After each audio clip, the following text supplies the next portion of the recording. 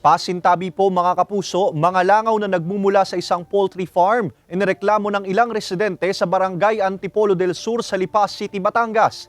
Alamin yan sa report ni Denise Abante.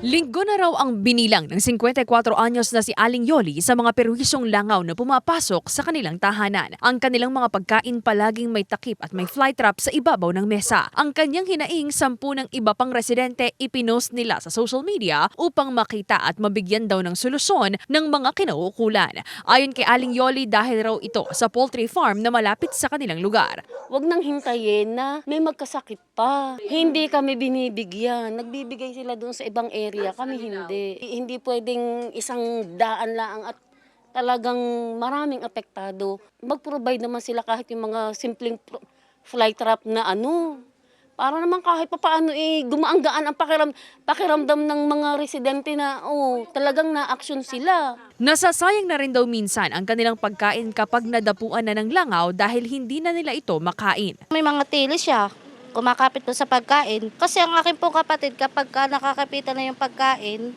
tinatapon na lang po niya. Ang hiling lang po namin yung matanggal yung mga langaw, ng gamot. Depensa ng may-ari ng poultry farm, posibleng epekto ng naranasang malalakas na pag-ulan ang pagkakaroon ng maraming langaw sa barangay na nakaapekto sa mga residente. Yung rainwater po, hindi po kasi lumalabas ng farm. Dati po nakakalabas siya.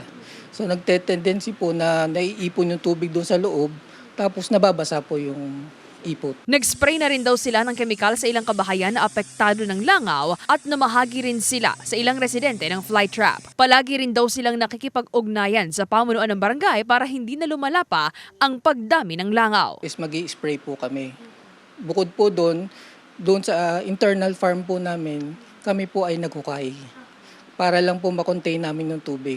Pero unfortunately, hindi po kaya. Pag yung series po ng bagyo, parang bagyo na yung ulan, hindi po talaga kaya. Tuloy-tuloy naman po, pag may request po ng spray, pumupunta po kami sa mga bahay-bahay para mag-spray. Kung ano po mga kailangan nila, ay akin pong iparating sa akin at akin pong ipararating doon sa owner ng poultry para po mabigyan ng solusyon. Inibidadaan sa ating proseso at kung kinakailangan na ang barangay hindi magbigay ng permit, ay kami po ay sasama doon sa ikabubuti po ng barangay ng Antipolo del Sur. Mariing itinanggi naman ng may-ari ng poultry farm na wala silang binabayarang opisyal ng barangay. Taliwas daw sa mga sinasabi ng ilang residente.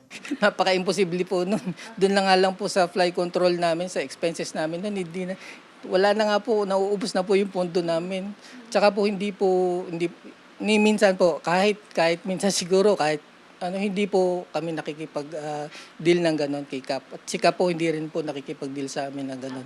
Sa patnubay po ng Diyos, gagawan po namin talaga ng paraan. Sinubukan namin kuhanan ng pahayag ang Lipas City Health Office kaugnay nito pero wala pa silang tugon. Kasama si J. Armanhares, Denise Abante, Balitang Southern, Tagalog.